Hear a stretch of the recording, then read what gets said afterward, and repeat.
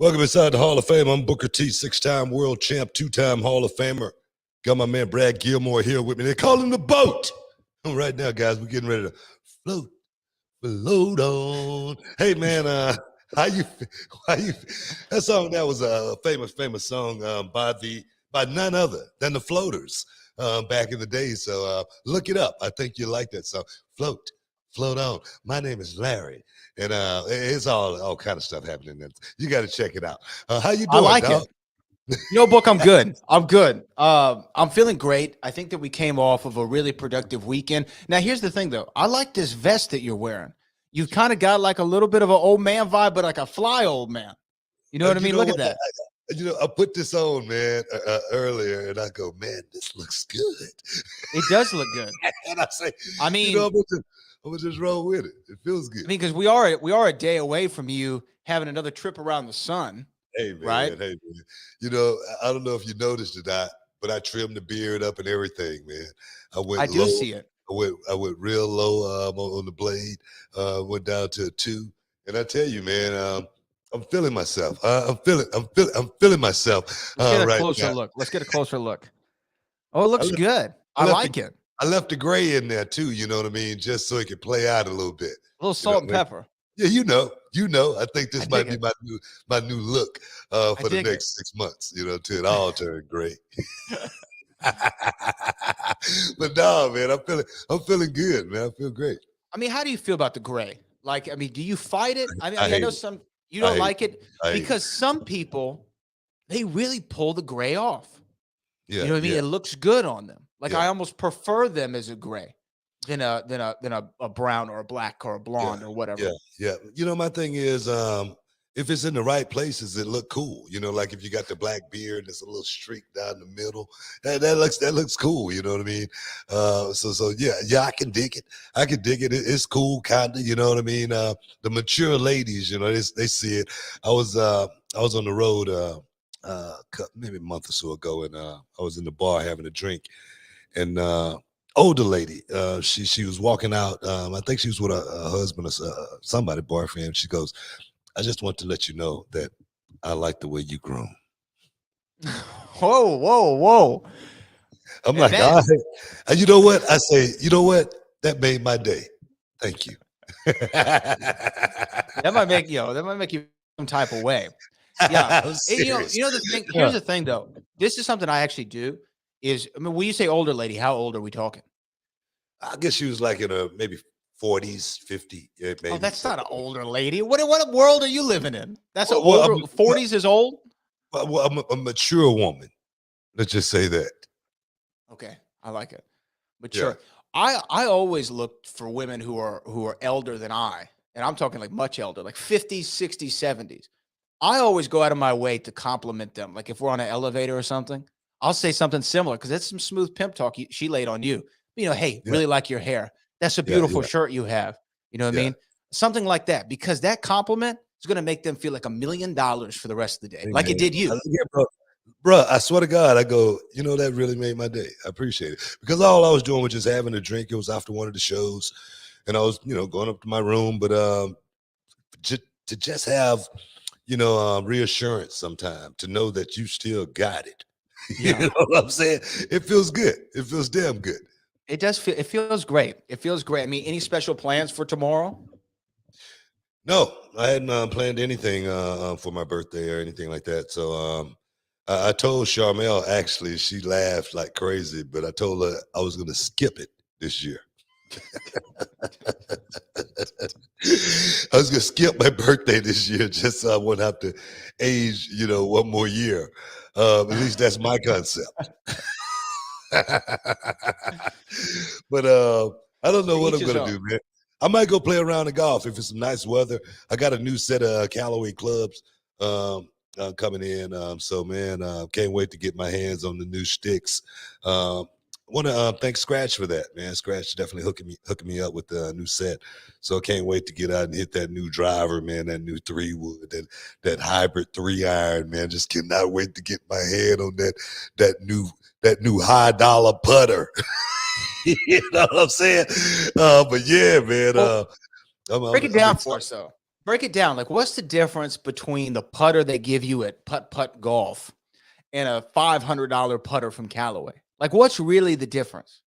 I don't Do know. you know? Yeah, you No, don't know, do you? I don't know. I just know it feels better in your hand the more expensive it is. For some reason, you know what I mean?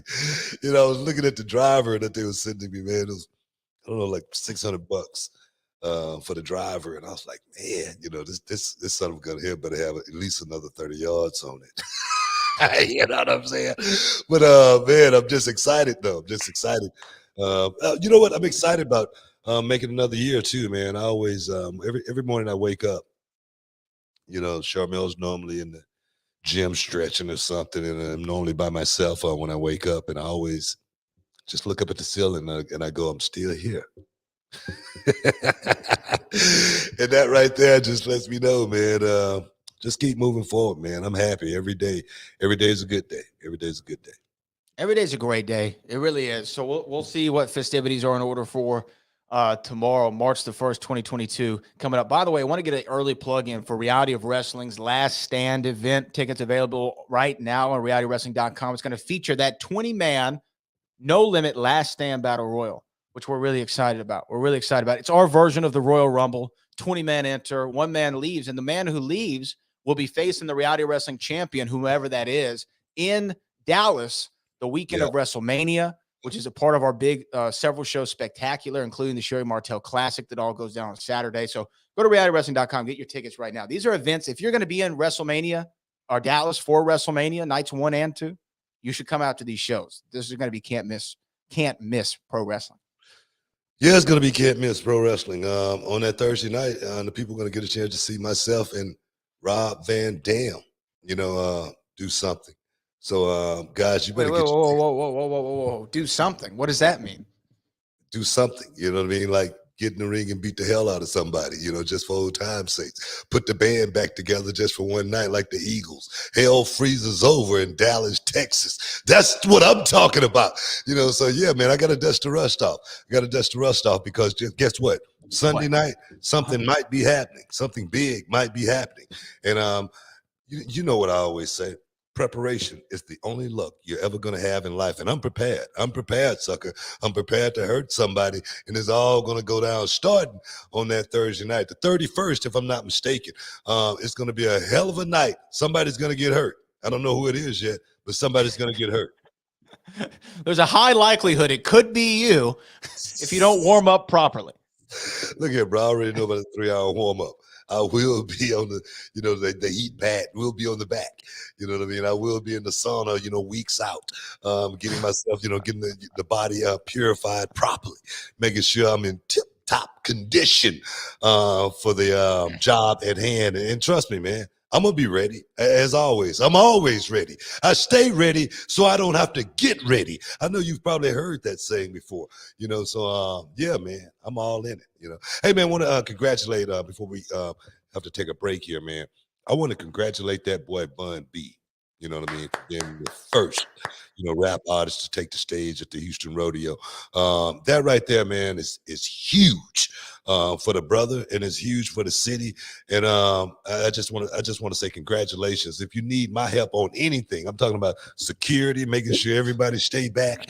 I'm here for you, bro. We're gonna do this like it's supposed to be done. We gotta take a break, guys. Stick around. You're in the Hall of Fame. We'll be back in a minute.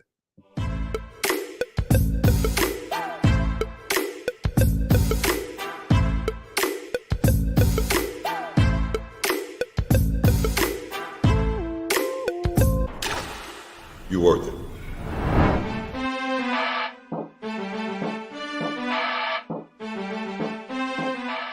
Walker, Texas Ranger handles the bad guys with a roundhouse kick. I'm Jim Walker, Walker, Texas lawyer. I handle the insurance companies with a roundhouse kick to the wallet.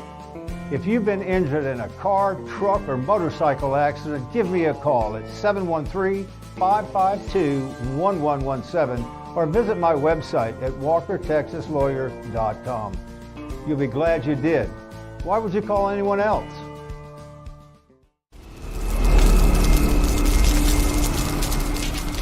Can you dig it, sucker?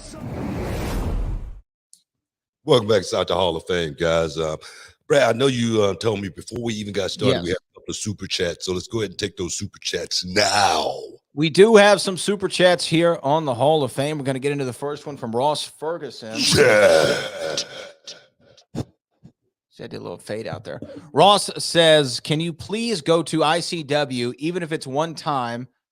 And I love you, man. Ross comes back with another 18 pounds, who says, have you watched ICW? It's so cool, in my opinion. I know this is a promotion that I think it's come up before. This is one across Actually, the we watched a little bit of it. And my thing is, I'm not opposed to making a trip. I would love to come to ICW and just, make an appearance. Always love to go to my fans just because I know my fans can't come to me all the time, especially with what we're going through right now. So hopefully this summer, hopefully, now since the world is open again, I'll be able to make that trip and hopefully better sooner than later. Let's just say that. Yeah, I mean, I've always wanted to go across the pond and just go across and view a wrestling show. It's going to give me those SummerSlam from Wembley vibes. That was a VHS that was highly sought after when I was a youth. There used to be a Hollywood Video over here in Friendswood, and it always would tick me off because they had wrestling tapes, but the wrestling tapes weren't in the sports section. Yeah, they were in the special interest section. So it would be Japanese anime and pro wrestling, and that Wembley SummerSlam was always rented out. Somebody always had it, and it always pissed me off. I'm like, I gotta see Bulldog and Brett. Damn it! Give me what I want. It was a hell of a match. Yeah. Hell of a match. So it'd be cool to go over there and watch some pro wrestling. We have another one coming in. Yeah, go ahead. Jason Marone, we back, baby.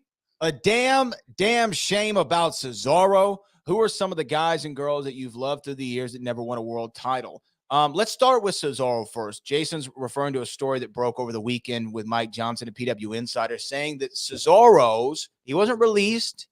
He didn't ask for a release, but they weren't able to come to deals on a new contract, and his contract lapsed, and now he is a free agent. Who's to say he doesn't end back up with WWE? Who knows what's going to happen? But if he is gone, how do you feel about Cesaro's exit from WWE? Well, I'll tell you, man, Cesaro, one of my favorite people, is one of my favorite people. He's a guy that I always, could talk to. It's a guy I always could ask something, ask him to do something. And he would always do it. Just like I needed a clip for the Indies, with Booker T. And Cesaro's, he didn't want to stop talking. He just wanted to just keep talking. That's what kind of dude he is. I do know this as far as being in the WWE, this guy has always played his role. Whatever role that may be, give it to me. I'm going to get it done. I don't remember hearing any complaints from Cesaro or about Cesaro. He was just a guy that came to work, put his hard hat on, and went to work.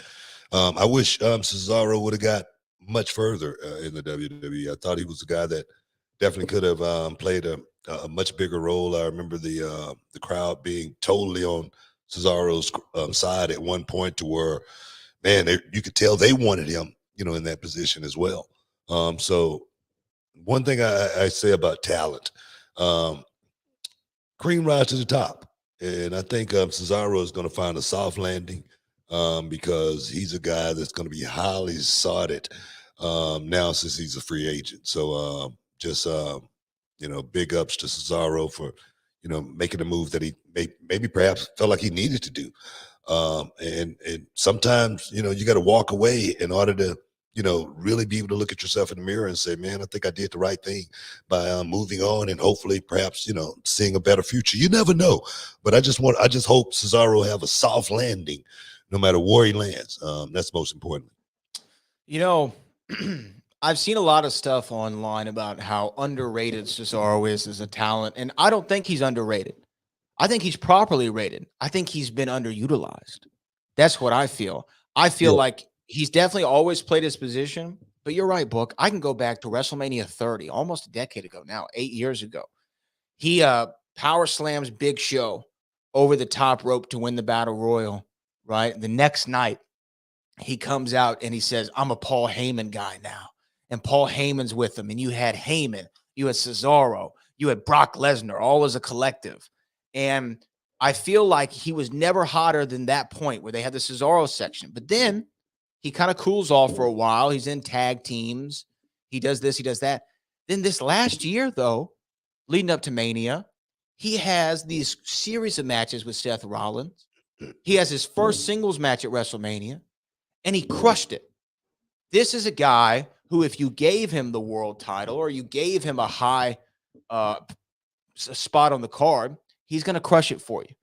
You know, this seems to not be about Cesaro's talent. This doesn't seem to be WWE saying we can't use you.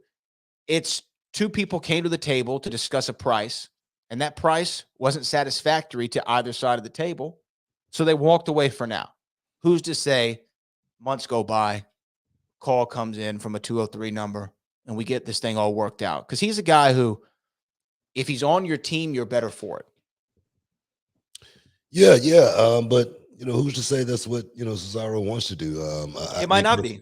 Exactly. I don't know. I don't know the ramifications of the contract. I don't know if that's what the linchpin, because I'm not in the meeting talking it over or anything like that. But I do know Cesaro, like you said, at one point in time, the rocket was on him, and that's the one thing I always wondered. What is that one thing that pushes the one guy over the top, and the one guy just can't seem to get there? What is that? What is that one thing? Me personally, I always wondered that, because I've always questioned myself. I always said, man, what was it about me that, put me over the top, to get me to the next level? I can't really, that's a question I really can't answer.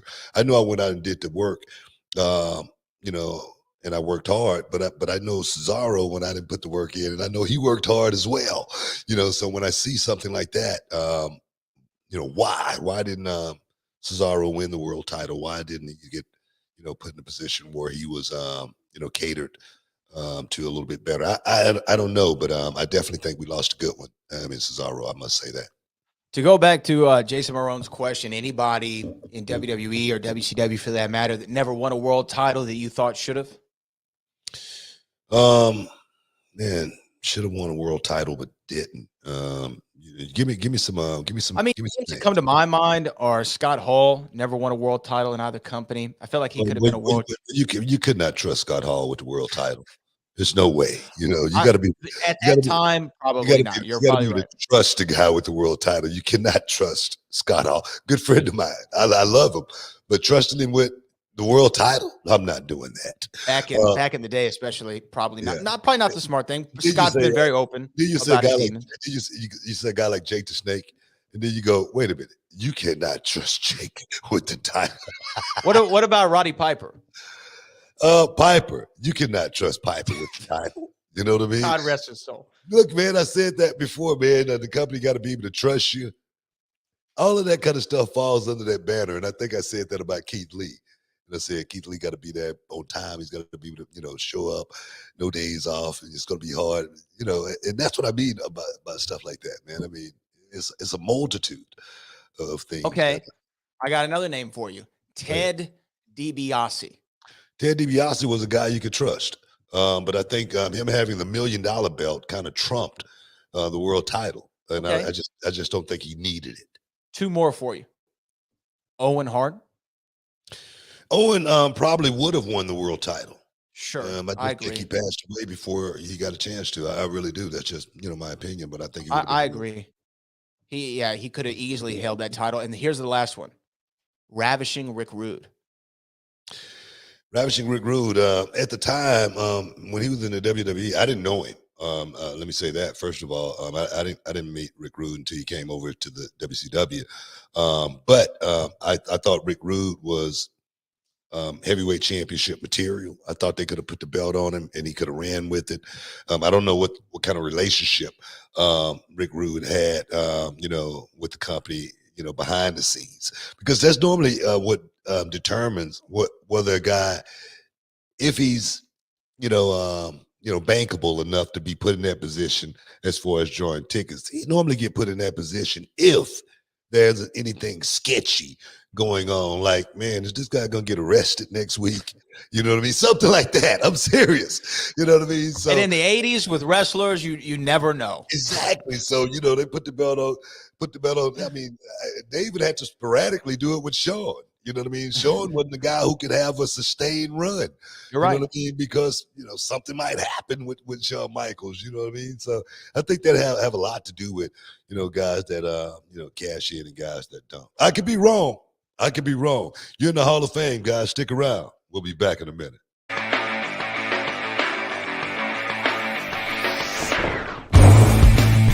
My name is Nathan Wasser, and I'm from Toronto, Ontario, Canada. I came down here to Reality of Wrestling to improve my training and get myself more experience learning from the absolute best. It's intense. It's hard. You got to leave your ego at the door and come in with an open mind. The way they do stuff here is the next level. But if you do that, you'll end up bettering yourself in the end, and you'll improve, and you'll be able to work anywhere. Nathan, he's an unbelievably awesome student. I'll tell you why, right? For a few reasons. Number one, the man packed up all the way from the Great White North to move down here to the U.S. to train because he wanted to learn from one of the best. But what's even more impressive, on top of the fact that he takes care of his body, he works hard, is the fact that he was trained by a very reputable trainer and yet still comes down here humble, hungry, ready to work and ready to learn, and not coming in here acting like he knows everything or that he's too rigid in his ways.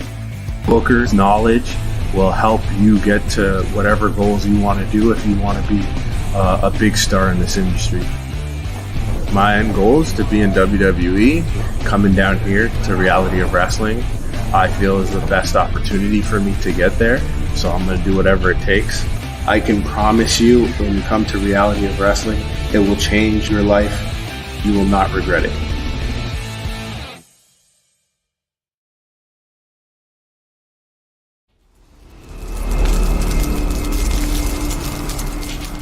Can you dig it, sucker? Welcome back to the Hall of Ship. Oh yeah, I told you guys I was gonna have the Ship t-shirts this week. I'm working on them. They are in production right now, and trust me, they're gonna be hot. I had to get the right design. I just didn't want to put some letters on the shirt. I had to make this thing right because once the Ship t-shirt come out, guys, they're gonna be flying off the shelves like hotcakes. Get you one, guys. Go to realitywrestling.com. Hey, I like it. We got any super chats, man. You know we do. Super chat. Thunder Wolf. Thunder Reminds Wolf. me of Thunder Jet from back in the day. Thunder Do you or Thunder Rosa? Do you think WWE could be better with less writers and allow more creative control from the talent? P.S. Long live King Booker. Happy birthday. Thank you all. I just had to feel that one time. My loyal subjects. I always say, of course, they could be a lot better without as much creative control, as much micromanaging. Yeah, I say that. But there again, you got to look at it two ways. It's kind of like a double-edged sword. And I say this with no disrespect to the young guys getting into the business these days, because some of them can do it. Some of them, have a problem with being able to go out there and cut a promo. That part is going to be a whole lot harder for the non-actor than the guy that's been working on that. You know what I mean? A lot of these guys, especially coming from the indie scene, how much mic time do they actually get? So some there again are going to be able to pull it off, but then you're going to have some that's going to have a problem with that. And I say that just because, we had a show just a couple of weeks ago, and one of my guys that's been with me forever got in the ring, and man, he has such a problem cutting that minute and a half promo to the crowd. But as far as him being a 5-star wrestler every time, yes. So it takes work. It takes confidence. It takes knowing how to trick yourself into being able to go out there and do that. I was just talking to someone earlier today about one of my students would get a panic attack and faint, okay?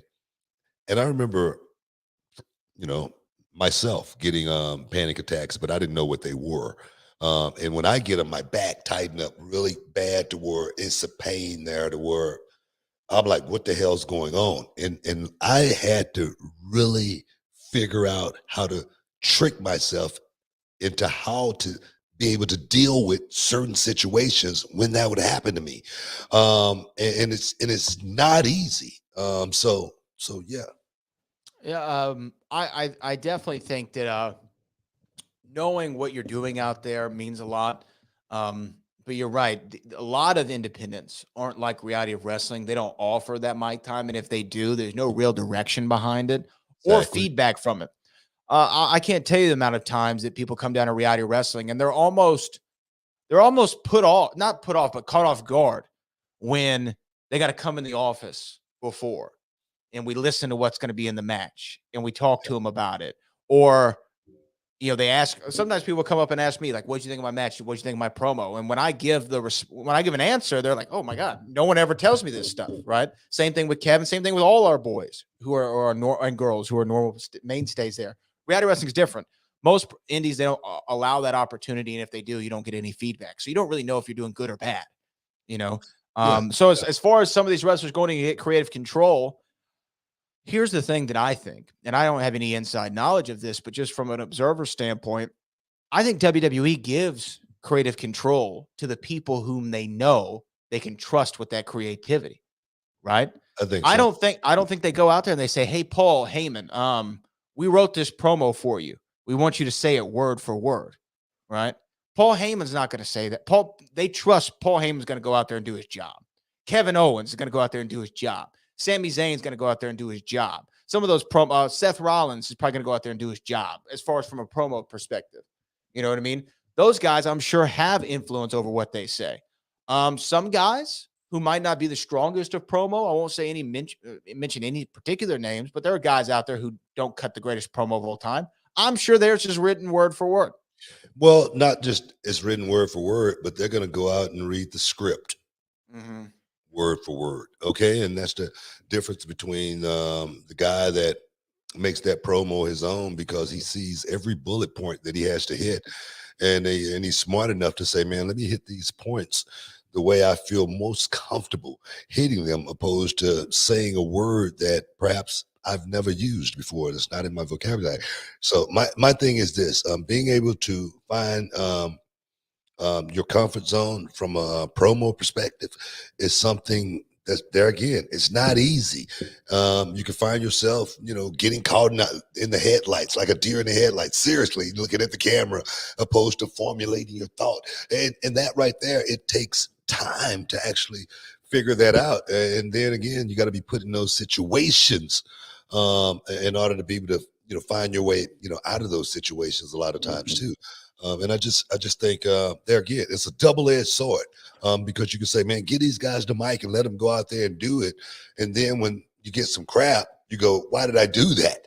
You know what I mean? So you got to figure out who can do it. Give those guys the reins, let them go out there and do it. You watch a guy like MJF and you can tell, he's just a guy that's comfortable with a microphone in his hand. So you say, hey man, these are your bullet points, get there however you want to get there. You got 3 minutes. Okay. And then you let them go out there and do it and they pull it off and you go, good God, man, I'm gonna let this kid do it again. That's how those people that find their way with that microphone in their hand, getting that promo time. That's normally the way they do it, by going out there and proving themselves. And there again, it's not easy. It's not easy at all. And there's no worse feeling than going out in front of an audience, whether that be in a wrestling ring, doing a promo, or performing or hosting something, and losing your train of thought too.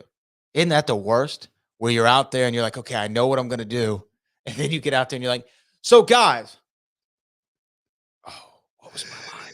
No, I've done that before. We've all done it. I walked out of the curtain on live television and I walked out and I go, just wait a minute, it's coming. I had to fill that in because I didn't know what the hell I was talking about. And then boom, it popped into my head and I go, oh yeah, boom, and I get the promo and I start going with it. But as long as I find that bullet. as long as I find that bullet point that I was, thinking about, I'll normally find my way through the promo. But there again, just say, for instance, WWE writers, most of those guys, they couldn't write for me verbatim because they'd never been, on the street before. But there again, they could write something close and I'll figure out how to make it, my own. Yeah. That's normally the way it works. Yeah. And normally when you do that too, you find yourself feeling good about yourself. It's like when I was King Booker, Brian Gerwitz wrote everything for me. He wrote everything.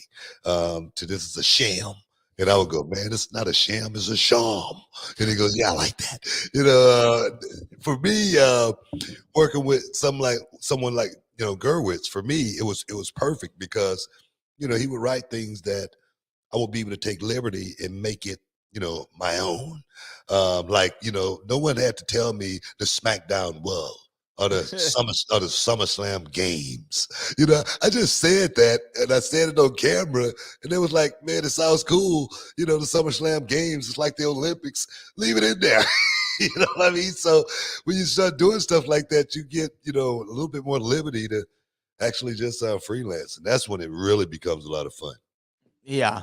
Yeah. But again, nothing is worse than going out there and forgetting what you're going to do. I mean, I know it's happened to me, and that 1, 2, 3 seconds that you're waiting on, that you're waiting to try to figure out what your next word is feels like 1, 2, 3 years, because you got people staring at you and you're like, I got something for y'all.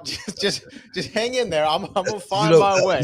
That might be why I stopped trying to remember matches and calling spots, because I would hate it when I would forget, war we, that was one of the words I would use all the time. War we. What am I supposed to be doing? Yeah, so I was like, I'm just be smart, man. I'm not calling anything. Well, that way I can't forget it.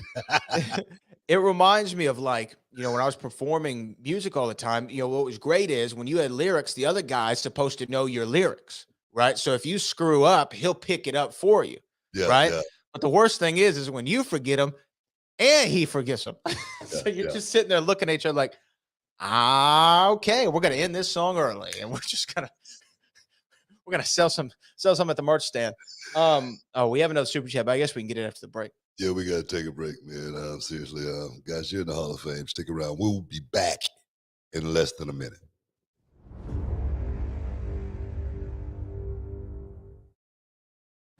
So when I think back of my time on the independents, I was there for a long time. I was busting my ass for 15 years on the independents before I made it to WWE. And for a long time, for I would say 95% of those 15 years, I had no idea if WWE even knew who I was, so I had no contact with them, no any kind of hope that I was going to make it here. I had hope, but I had no reason to believe that I would, except for my own belief in myself. But the independent was crucial in keeping that passion alive, and it didn't matter if it was 20 people, 200 people, 2,000 people.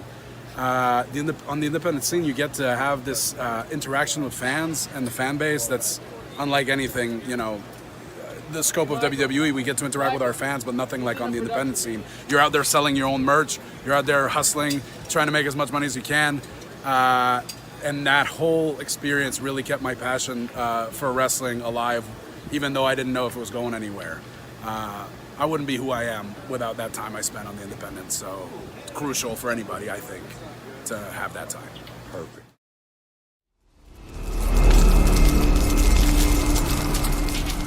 Can you dig it, sucker? Welcome back inside the Hall of Fame, guys. I know we got another super chat. I think you was telling me about that. But before we get to that super chat, I'm going to be in Memphis on the 5th. Our first appearance in Memphis Championship Wrestling. Two of my guys, Will Alday and Cam Cole, started with me at Reality of Wrestling. Will be in the main event. And I will be just checking these boys out, man, seeing exactly how far that they have come in such a short amount of time where they now are taking me on the road. So yeah. I just want to say that's pretty cool. And we're going to be working also with Championship Wrestling Hollywood. Dave Marquez here here in the future also. So independent wrestling is really something that's worth working your ass off to keep alive. And I do it for the man that was my mentor. And he didn't even know it. Paul Bosch here in the city of Houston.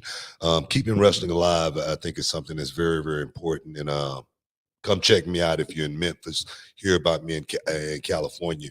Come check me out. Yeah, and just a slight correction. It's this Sunday, March the 6th, not the 5th, 6th. So no, it's fine. I just want to make sure that people out there listening around the world and in the great state of Tennessee know it's on the 6th in Memphis Wrestling. You know, go to Booker's social media handles, or Will All Day, or Cam Cole. You can find out more info about that there. We did have a couple super chats that I talked about. So first off, we have DJ 1491, who said, I didn't know you guys were in Friendswood. I'm in League City. I went to college for acting. So if you need any managers for talent at Row, I'd be down. Hey, bro, we don't come looking for you. You got to come looking for us. You got to show up. That's the way the wrestling business is. The wrestling business, I said that a long time ago. It don't come to you. You know, you got to go to it. You got to be seriously dedicated. For me, I started at a small independent company in Houston. But none of my friends knew I was was going there. But I was like, man, I got to go check this out. I got to go try to do something. Then I was going from one side of town. I had to go to the other side of town. And then I was liking it so much. That's what I'm saying. You had to go to it. And then I got kind of discovered, and I had to make a choice, stay in Houston or move to Atlanta, where everything was. I said, like, let me move to Atlanta, man. I got to get a little bit closer. So you got to go to it. It's not going to come to you. All right? It's that simple. Facts. Roland Curtis says, Rick Rude held the WCW International Heavyweight title. What the hell is International Heavyweight title? I don't remember that. It's almost like the Legend Championship when I came to TNA. It just makes something for you. Keep you happy. Because I still don't know why I had the Legends Championship till this day, and I don't even know why I lost it or how I lost it. I just knew one day I didn't have it no more. One day I was no longer the Legends champion. Yeah.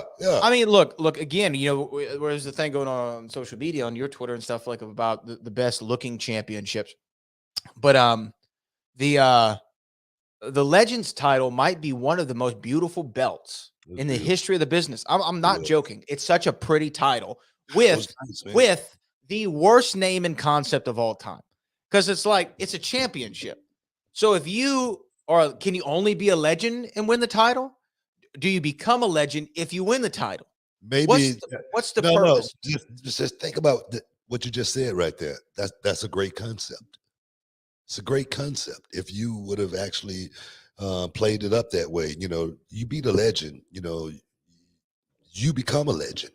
To be the man, you got to beat the man. Exactly my point. And I think it was fit in. I mean, me personally, I thought I could have defended the championship and dropped it to one of the young guys and made somebody, but I still don't know why the hell I had to I was happy. It looked good, but I still don't know what. I just didn't know what the end game. And you know, some guys, maybe it was the old thing to get me to have that feeling to where, man, he's got a title. He ain't gonna worry about how much money he getting paid here. Let's see. I'm trying to figure out what all kind of titles that they had in WCW. Because there was a couple of weird ones, right? Weren't there like weird WCW titles? There was a hardcore championship. Hardcore championship. I know. I'm trying to find out the television title. We had the tag titles. Yep. Was there a women's championship? The U.S. championship. U.S. championship. Was there a women's title in WCW? Oh, here we go. I got them all now. I found them. The cruiserweight title, of course. Yep. There was a cruiserweight tag team championship. I don't remember that one. In 91, from 92, they had a light heavyweight championship. Okay, there was the hardcore. I wasn't there for that. Yeah. It was the hardcore title. The WCW International World Heavyweight Championship was the second world title for WCW. It only lasted for a year. You had the United States title. You had a women's championship. From 86 to 92, you had the United. We had a women's championship. Yes, from 96 to 97. Okay, that was quick. That's why I don't remember. Yeah. You had also United States Tag Team Champions, and then you had World Tag Team Champions. United States Tag Team Champion. What year was that? From 86 to 92. Okay, I wasn't there then. Yeah. Then you had 6-man tag team championships up until 91. Then you had the World Tag Team titles, which you hold the record for, and you had the World Television Championship. So there you go. Little history lesson for people thinking about their WCW World. Well, I knew it had to be a reason why I didn't remember those other ones. Because they weren't in your 35. That's why you don't remember. because I would have won it. You're supposed to say why. Why? When I said that, that's because I'd have won it. I'll set you up better next time. But you are the most decorated superstar in WCW history. So I am. I think we should make note of that at least. I am the most decorated. I gave you some props. I might be the most decorated in this business, perhaps. You're up there. You're up there. You got to be up there. Montrez Montgomery. Hell of a run. Montrez Montgomery said, "How did Sid Vicious treat you and your brother as a regular person while living with him for a few months?" I'm gonna tell you, man, Sid was cool when he had a buzz. He was all right. He was one of the best dudes you ever wanted to be around, man. But when he didn't, Sid was very, very hard to be around. But nah, man, Sid was cool dude. I always say you're not gonna meet a guy like Sid because man, seriously, he could be like the nicest guy in the world one day, and then the next day he's like a freaking bear, man, and you don't want to be around him. But for me and my brother, for some reason, he saw something in us. He saw something in us, and we didn't even know him. All right, so he gave us a phone call and talked to us and said, "Hey, man, how would you guys like to, do this?" And the thing is, we didn't owe him anything, or he didn't owe us anything, and that's just the way it worked. I don't know if I know Sid at that time, he was trying to work his way into the office. He wanted to be one of the office guys as far as scouting talent and stuff like that. And I remember Sid telling us that we were like his first projects as far as bringing talent into WCW.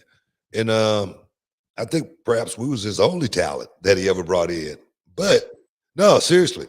But we worked out. You know what I mean? We worked out for Sid. We did our best to make Sid look good because Sid put everything, his reputation on the line for my brother and I. And there again, I tell the story all the time. Sid let us live in his apartment for like 3 months, rent free. As far as when it came time to get raises, stuff like that, we came in on like $75,000 contract back then. And Sid would just said, "Just sign it.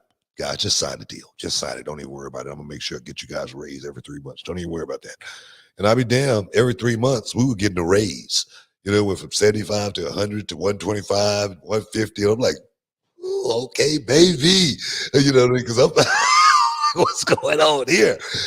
So being around Sid was probably the best thing that ever could have happened to my brother and in my career at that time, because we were just getting started and we needed someone to back us in this business. We needed somebody on our team, on our side. And our first pay-per-view, it was the Harlem Heat alongside Big Van Vader, Sid Vicious. Main event, Houston, Texas. Don't get no better than that. Incredible. And you don't think about, the stories like that. When I was a kid, I never saw, if I saw Booker T on television or I saw The Rock or whomever, I didn't think, I wonder how that guy got that job. You just turned on the TV and they were there. But it takes so many people to become a star in this industry, in any industry. Yeah. But if Sid never picked up the phone and called you, who knows? Who knows? That's the question. You never know. Stick around, guys. You're in the hall. We'll be back in a minute. Judge a book by its cover. You can look at someone and Just like, say, for instance, I had a kid came to my school when he was 17 years old.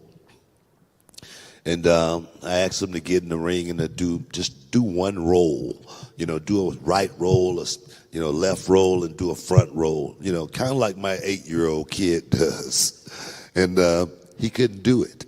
And I was like, man, you might want to try something else. I don't think this is going to be for you. I said, I tell you what, when you're 18 years old, come back. And he left, 18 years old. Kid came knocking back again. And I say, let me see you try those rolls again. He couldn't do those rolls, worth of crap. I said, I tell you what, go work out for 6 months and come back. All right? Kid worked out as much as he could, came back 6 months later. And I said, let me see those rolls.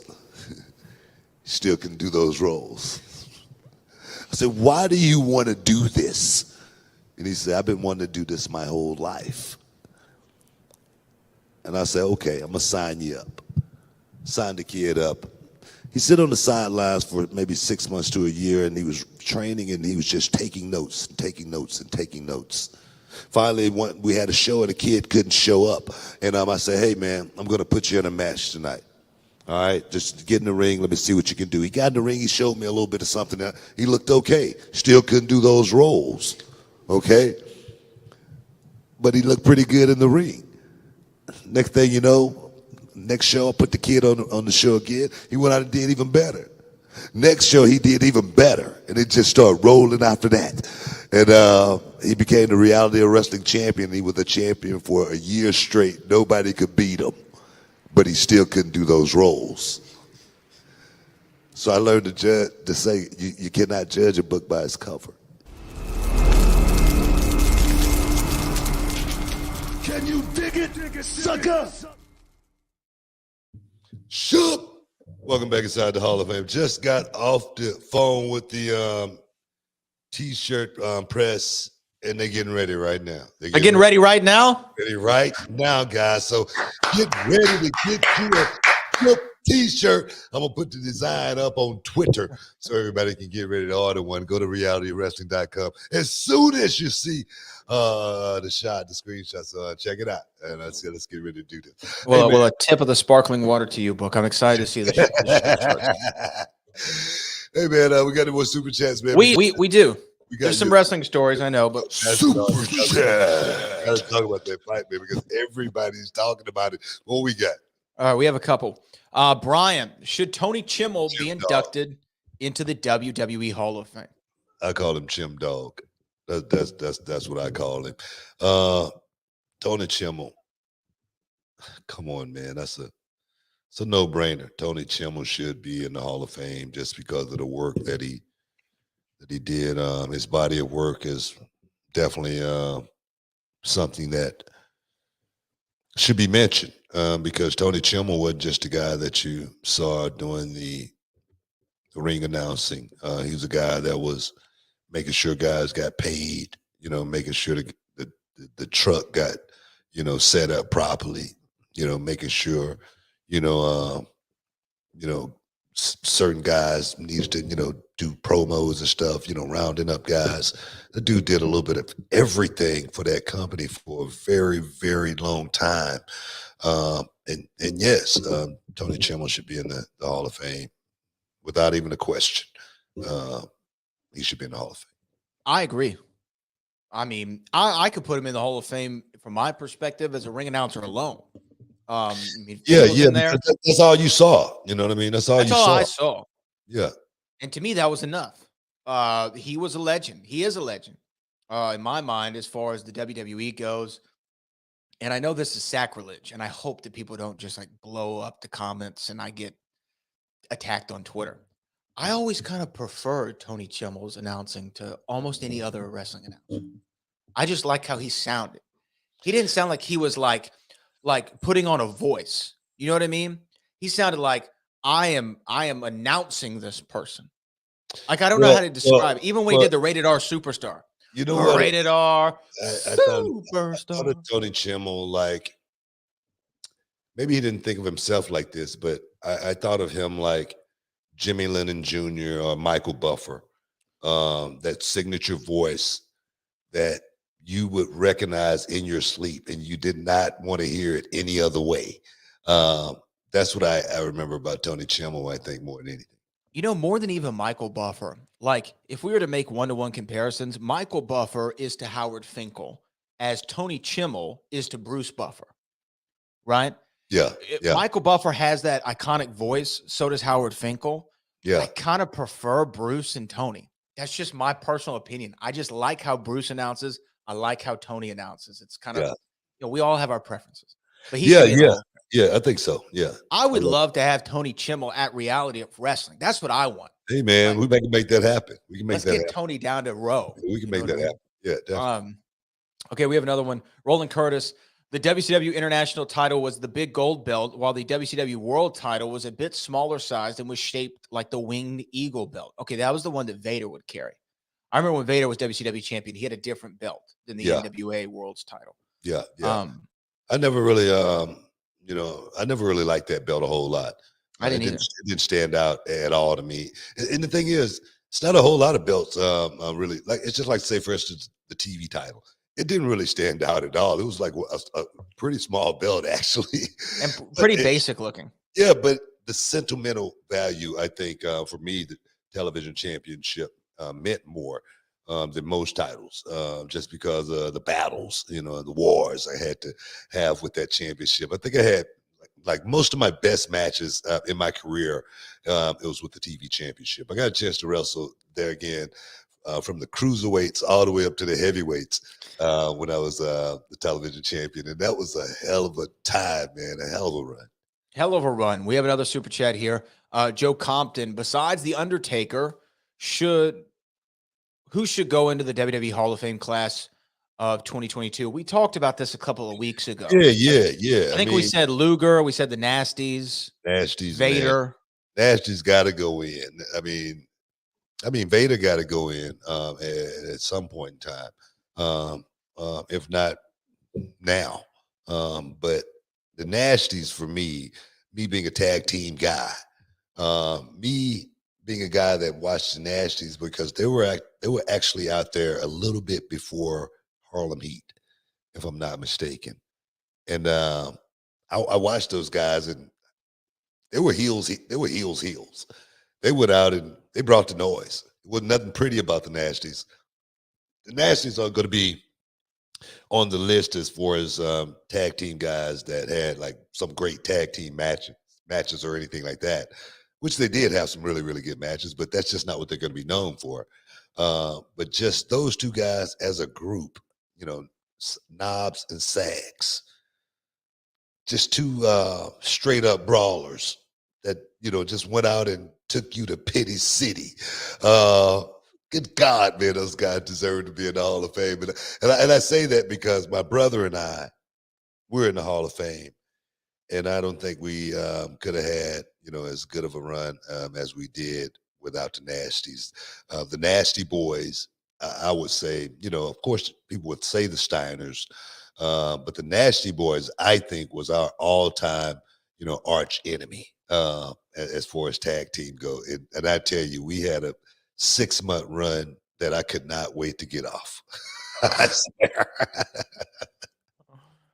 I swear, man. we was married, man, to each other for about 6 months. Everywhere we go, we would, have to wrestle. And then Sags almost got into a fight one night just because he diverted from the spot. And I said, do that again. One more time, bro. One more time. We're going to be fighting. All right. We're going to be fighting. Just do that one more time. And Knobs being the Nasty Boy, he looks at me and he goes, ooh, I'm scared. I want to kill him even more. You know what I mean? So that's why the Nasty should be in the Hall of Fame right there alone. Man, Knobs especially is someone I've always wanted to come on the show, but I'd almost be afraid to have him on live air. You better be right about that. Like, we don't have the dump button in this studio, so you know what I mean? Like, I don't know how much of it would make it to the station. That's all I'm saying. Exactly. Nasty Boys got our limo contract canceled. Okay, so we don't want to see the Nasty Boys anywhere near this time ever again. We got any more super chats, man? We do. Cali Tonio, big ups to the Hall of Fame on episode 300 today. Yes, that is our 300th episode. It is. Happy birthday, Booker. Ooh, yeah, we popping bottles today and tomorrow. What you eating on? Some of that Chilean sea bass? That's what Cali Tonio says. Yeah, man. Like I say, man, I'm going to treat myself. I'm serious, man. I told Charmel I'm going to skip my birthday, but I kicked out and I woke up, shaved my beard, got my hair on track. And I say, man, I'm gonna feel good coming into tomorrow, man. 57 years old tomorrow. And after the show, I'm gonna head straight down, get in the gym, for about an hour. I got some T-bone steak that I chopped up, making it some peppered steak. And I'm gonna eat that later on. And I'm feeling good, man. I'm feeling good. Every day is a blessed day. Every day is a good day. And I just always ask God just to give me enough time to finish my work. And he's doing that. So I'm happy, man. But tomorrow, get around the golf in, good food, good drink, and look forward to another one next year. Perfecto.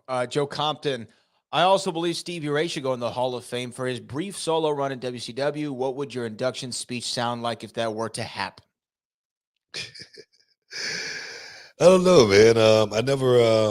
I never know what I'm going to say in those moments. A lot of times, I'm most nervous when I got the microphone in my hand, having to, talk about something from a serious nature. But my brother, if he was to actually give me that honor, I'm sure I would find the words on that day to make sure he went in properly. Because, I tell the story all the time. If it wasn't for my brother, we probably would not be having this conversation. I'm almost 100% sure that we would not be having this conversation if it wasn't for my brother, because wrestling was the furthest thing from my mind as far as being a part of, the wrestling business for 30 years. I never thought that. I never dreamt that. That's not something that I could foresee or anything like that. But my brother wanted to do it. Whatever my brother wanted to do, I wanted to do it.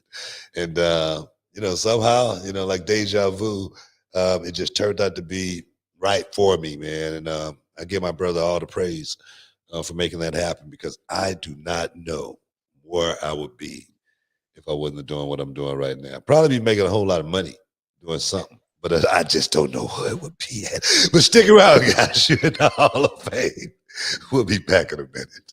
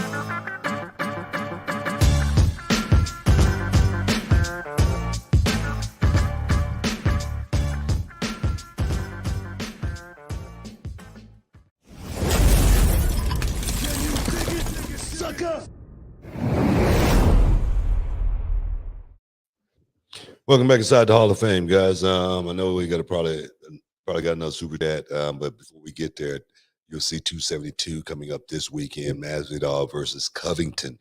You don't want to miss that fight right there. It's going to be a grudge match, a dog fight. Two guys that fought in the same camp for so many years. Two guys that were friends once upon a time, now bitter enemies. Cannot wait to see how that thing play out. But what we got, man? What we got? We do have just a chat here from Cali Toenails said, can't wait to get that Shoop shirt. You've already sold one. But I want to talk about the UFC. But before we do, one more thing in the world of wrestling that I want your reaction to. There's been rumors on the internets regarding one of the planned matches for WrestleMania. Yeah. 38 in Dallas. There are conflicting reports out there, but the rumor is Vincent K. McMahon, better known as Mr. McMahon, could possibly be stepping in the ring against Pat McAfee. Now, this is all rumor, innuendo, and hearsay. Who knows if there's any kind of validity to this? The only thing we do know for sure is that Vince is going to be on the Pat McAfee show this Thursday, live in studio for an interview. Now, this could just be a normal interview, or there could be truth to the rumors, because we know Pat McAfee set up an angle before with Adam Cole on his show. So my question to you is, Mr. Booker T, what would you think if Vince were to wrestle again? Well, I read Vince would probably be a part of a storyline at WrestleMania 38. I don't know what that actually means, but if Vince were to lace him up and get back in the ring at what, 76? 76, yeah. Right, 76. Yeah. It would definitely be something that men should be inspired seeing, you know what I mean? Honestly, you know, because He can pull it off. I say it all the time, man. How you gonna tell a man he can't do it no more? You know, how you gonna tell a man, you know, you just too damn old, just stay at the house and don't ever come out. We don't, you know, Bullet Bob Armstrong, he set an example, not just to his boys, but to the world, as far as don't quit, man. Don't quit. You go all the way, you ride it all the way to the end. And I can respect that. I can respect Vince, you know, if he was to be thinking about going out and having a match. I can respect that too, because it's his company. All right. Sometimes you say, man, I got to lead by example. I got to show these young guys how to do it. You know, is that whether that's wise or not? That's the way we think. Because I know I think like that in reality wrestling. You know, I go sometimes I go, man, I know my guys got to see me out there. They're my soldiers. They got to be able to see their general go out there and do it, opposed to him just sitting on the sideline talking about it, sending in instructions, berating everybody, but he ain't showing me nothing. You know, so sometimes I get that. You know, so for me, I'll be inspired by it. Turning 57 tomorrow makes me think, man, like the fans say when they see you get in the ring one more time and they see you do the old move and then you get the chant, you still got it. Man, that's just like the woman telling me, I like the way you grew. Makes you feel good. Here's the thing, is when I saw this story, I thought, wait, what? Vince, 76? And then I had to go to the internet and I had to see, when's the last time Vince even wrestled? You want to know when Vince McMahon's last wrestling match was? Do you know? Probably get Stone Cold at 2008. It was in 2012 on an episode of Monday Night Raw against CM Punk. Okay. At 66 years of age. Yeah. So Vince, if he were to come back and do a match, here's the interesting thing is, that doesn't even surprise me as much as the fact of it would be against Pat McAfee. You know, it's like McAfee, when we've seen him wrestle before, he's actually been impressive, right? Yeah. When we saw him against Adam Cole and then in that War Games match, I was thoroughly impressed. The guy's an athlete, okay? He played in the NFL. He was a high caliber athlete. We know this. So I shouldn't be surprised. Don't say he was a kicker. All right. And I see what's in your head. No, that's not what I was thinking. Oh. No, what I was thinking was, if anybody could do this and go out and have a match at 76 and do it well, it's going to be Vince McMahon. And the reason I say that is because Vince McMahon, I've been watching Vince, you know, for quite some time, you know, just the way he does things, and he does it differently than any man that I've ever seen. It's like he has no off button. He's always trying to figure out, how can I, you know, keep this thing going for another, you know, 100 years if I possibly can. That's just the way his mind works, I think. I've gotten to the hotel, you know, late at, you know, 12 midnight, 1 o'clock, and I would see Vince McMahon's trainer waiting waiting on him in the lobby.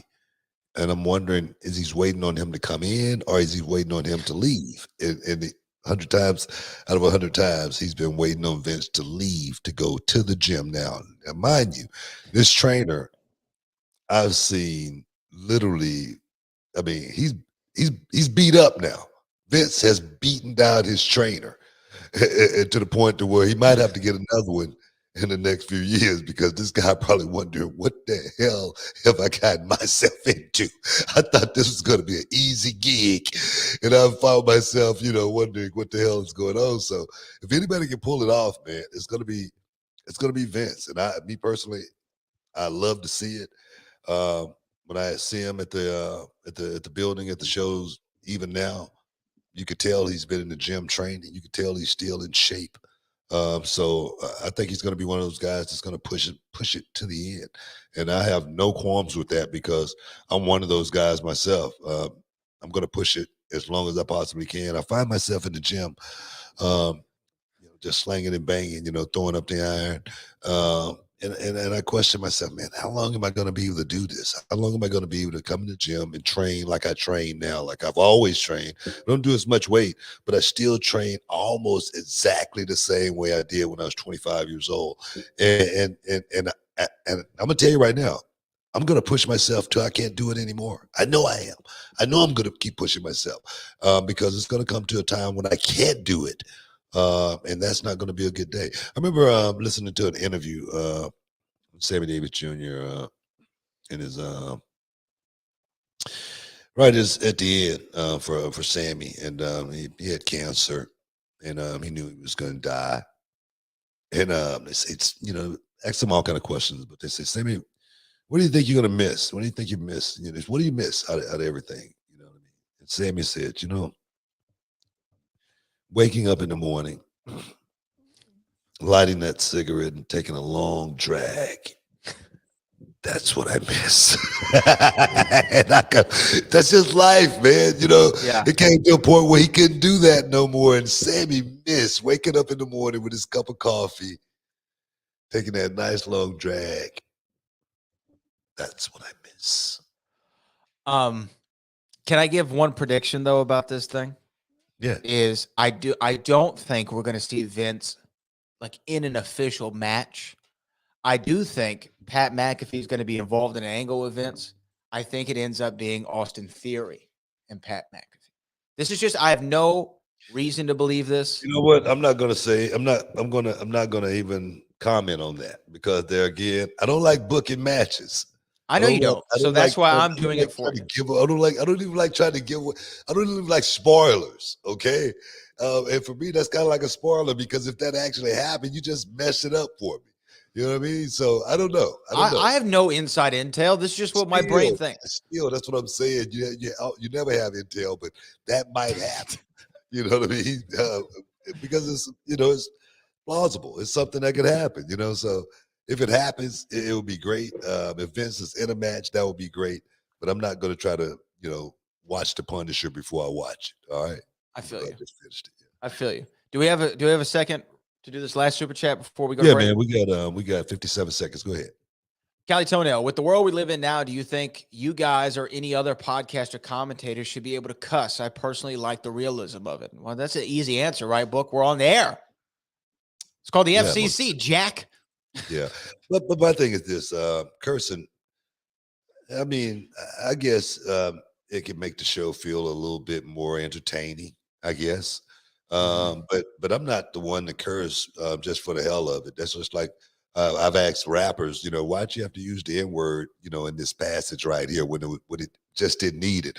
And you know what the rapper said to me? I don't know, man. I'm just trying to make up some, time.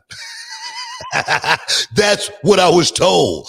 It didn't have any meaning or anything. It would just put in there. So for us to actually do that, it would just be, trying to kill time. And I think we can kill time and still be clean to a point to where people listen to us and say, man, that was very entertaining. And it was not one curse word in there. It's like having a match with no punches. I can go out and give you an entertaining match and not throw one punch and you say, man, somebody just got their ass whooped. Guys, stick around. You're in the Hall of Fame. We'll be back in a minute. About yourself as far as that grind, how much do you actually embrace it? How much do you actually feel like that is a part of this journey? Oh man, well, thankfully now the scene in where I'm living in Oklahoma right now, and I wrestle in Texas. But thankfully now the scene is kind of growing with the streaming platforms. With places like Reality of Wrestling down there in Texas, you get a bigger buzz here. But for years it was hard, and so you had to get out there and travel. So there'd be many a nights where I was on the road by myself, 7, 8, 9, 10-hour drives there and back, sacrificing time with my family, sacrificing time at my real job, trying to just make ends meet. But when you really love this, and I tell people this all the time, some people just love coming through the curtain. You can't just love coming through the curtain. Yeah. When you really love this, you fall in love with the ground. Fuego del Sol hates squats, man. I hate deadlifts. But if you really love this, you got to learn to love all of it. Every facet of it, every bit of sacrifice, every bit of time that you're losing with birthdays, loved ones, all of that. Yeah. When you really want it, when you really sacrifice, and when you start to see it pay off, you realize all of that is worth it and then some for this. Can you dig it, sucker? Welcome back, Saul. And just making sure that steak was right, man. Had to call downstairs, make sure, man, y'all take that steak out of it for me.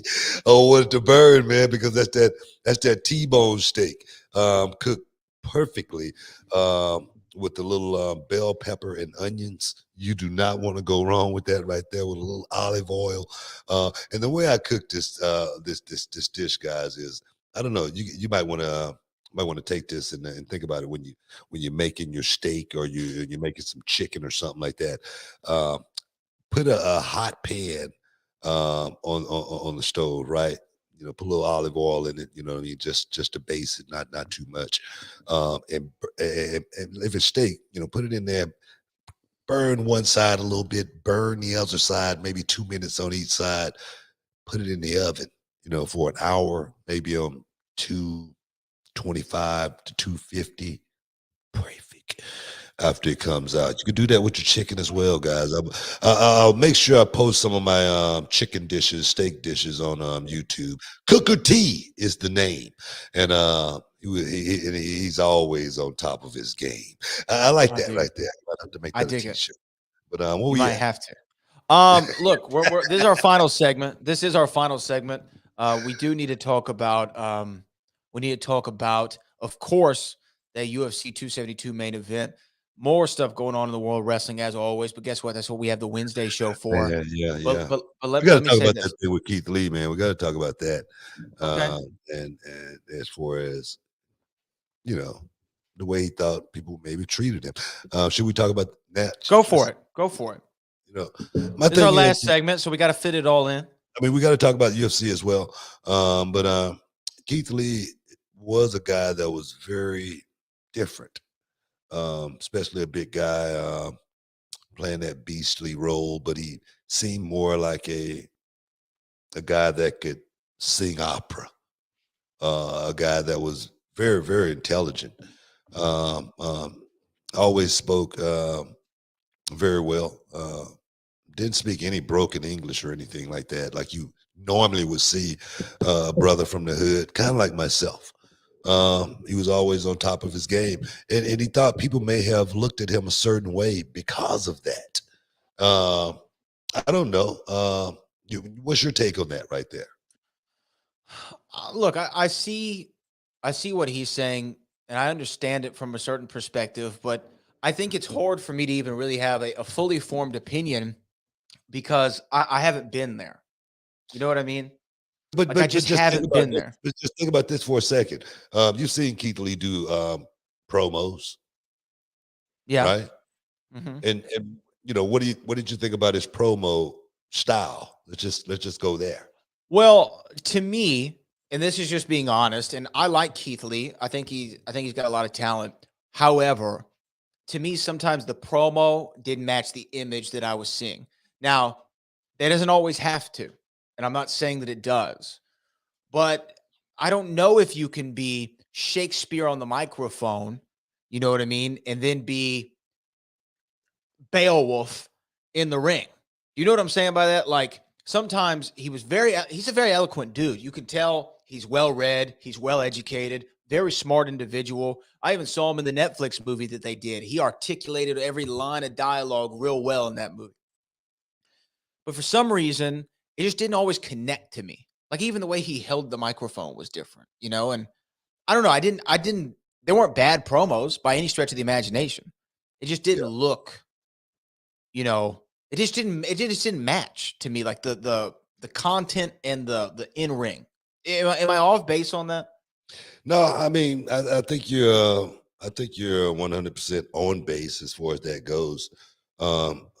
Keith Lee was different as far as cutting the promo, and then in the ring, you know, he was this guy that you're supposed to have looked at like he was a monster, and it's hard to separate the two. Yeah. And I'm not saying you have to be like boxed into one certain thing, but I agree. It was hard to separate the differences. No, but just think about it. You know, it's just say for instance, seeing Keith Lee mad and still talking like that. Yeah. it's not gonna appeal to you, opposed to a big guy like that being ticked off and him really letting you know, bro, you about to get hurt. It's almost like me talking as King Booker, and then I would, you know, something would tick me off, and then I would be talking like Booker T. Right. So that's what I mean. It just didn't make it. It just didn't give you that raw feel like Keith Lee was going to go out there and rip somebody like a rag doll from listening to him cut a promo. I understand. I get it. But I don't know. I don't know about the locker room or anything like that, or if guys looked at him differently or anything like that. You always find out stuff like this, you know, when the party's over. You know what I mean? Right. But I can't speak on if the guys treated him different. I wouldn't expect for him to be treated differently or anything like that. But I would think from a entertainer's perspective, as a wrestler's perspective, if I was directing him, I would have said, hey, man, I need you to get a little bit more dirt on you. You know what I mean? Especially when you got to go out there and whoop somebody's ass. I need you to talk like you're going to actually do it. You know what I mean? So maybe change your cadence up a little bit. You may talk like this at times, but at times you might want to, like I did, change it up a little bit. Well, you know, I mean, you could even when you say put a little dirt on you, that really sparked it for me, because you think about it, even like a rapper, right? If you enunciate every word with the greatest of diction and the most eloquence in the world, sometimes people aren't going to feel that as much. Like my favorite example is Jay-Z said in one of the songs on Watch the Throne, he was going to say, we are not supposed to be here, right? That doesn't sound that fly. You know what Jay-Z said? We ain't po be here. It's the same thing, but he swagged it out a little bit. We ain't po be here instead of we are not supposed to be here. Exactly. He put a little more dirt on it. That's what I mean, man. That's exactly what I'm talking about. It's not, you know, him having to change who he is or anything like that, but it's got to put a little bit more dirt on it. It's got to feel more raw. It's got to feel like, you know, more intense. You know, and I think, feel that. you know, that's something that Keith Lee may have been, I wouldn't even call it lacking in, but maybe a direction that perhaps he didn't want to go in. You know, maybe he didn't want to be street. Maybe he wanted to be that different, you know, type of brother that fans looked at and said, man, this guy here is a little bit different. I get that. I totally understand. Oh, I get it too. Yeah. And I'm not mad at you trying something, but if you can, you know, sometimes you got to see, okay, is this connecting the way that I want it to connect? Yeah. And just because you like it doesn't mean it's going to necessarily appeal to a wider audience. And the one thing also, Keith Lee was huge on the independent scene, but like we were just talking earlier, you don't get a whole lot of mic time on the independent scene. You know, and then you finally get a microphone in your hand and somebody hear how you talk. It could definitely determine, you know, whether they're going to jump on the bandwagon or not. It's just that simple. But we got to move on, man. We do have to move on. I'm sorry, Book. We have super chats we have to get to real quick. Just answer them quickly here. What do you guys think about DAZN charging extra for Canelo pay-per-view fights on top of the yearly and monthly subscription? Well, that's normally the way it is. You get certain things for free, certain things you don't get for free. Canelo is, you know, a big ticket for those guys. Canelo is a guy that they've paid a whole lot of money for as well. So they got to try to get that money back in some way. So I think the zone was, you know, literally built around Canelo Alvarez to be able to give you free product, free fights. And they do give you a lot of good free fights, but Canelo is that one ticket that I think we got to pay for. Yeah. And you know what? Disney Plus, if they have something that comes to the service early, they charge you a premium fee to watch it earlier than everybody else. Yeah. It's par for the course. I think that's what that is. Adam says, Bookman, is it true that WWE back in the early 2000s would tell the superstars to lay into their strikes and moves? If so, do you wish there was more realism in the matches now? Were y'all told you got to hit them a little bit harder, make it a little snugger? Well, I'm gonna tell you right now. I was working with Christian one night, and the first thing that happened in the match was Christian hit me in the eye so hard, I went down, and I was wondering what the hell just happened. I went to kill him, and Christian, we got back to the dressing room, and I walked back through the gorilla actually, and I walked right to Christian because I wanted to kill him, and he goes, "Man, I'm sorry, man. They told me to get rough tonight." I'm like, well, you could have told me about it. You know, that's what you know what I mean? So, yeah, man, they not only told you about going out there and making sure stuff is laid in and crisp, but they talked to you about stuff when it was lazy also, when you went out there and missed a whole lot as well, or it didn't look believable. They talked to you about that kind of stuff as well back then. And our last one for the day, Lord Frieza says, Book, what's a good workout setup? Sets, reps, time, and gym. Thanks. Shout out from Jersey Village. Sets, you don't want to do no more than 5 sets per exercise. That's just my opinion. I normally like to pyramid up, pyramid down. Reps, normally go 8 to 10. If you can't do it 8 to 10 times, really, you should not be doing it. That's just my opinion, just because the body needs that repetition, as well as how much time do you need to spend in the gym. For me, these days, no more than a solid hour. Back in the day, hour and 45 to 2 hours, just because I was younger and I felt like I needed more. But these days, a good solid hour without no cell phone distraction or anything like that is normally what I need. And trust me, it'll get you there. That exercise right there I've been doing for the last 30 plus. And I'm still looking good, if I say so myself. Birthday coming up tomorrow. So yeah, try that out. See how it work out for you. Well, hey, Book, this has been a great 300th episode. Here's to 300 more. Happy early birthday to you. But you know what? We got to talk UFC on Wednesday. We might have a special guest drop in on Wednesday, so you never know what's going to happen in the Hall of Fame. Hey, man, don't miss me on Raw Talk tonight as well, man. I'll be doing that and talking. You know what? I'm causing some trouble. I'm gonna cause some controversy tonight. I'm gonna say something. All right. So just stay tuned. But right now, we got to get up out of here, man. Appreciate you, Bradley. Appreciate all you guys in the chat, man. Appreciate all the super chatters, man. We appreciate you guys. See you on Wednesday, guys, right now. Peace. We out. Can you dig it, you sucker?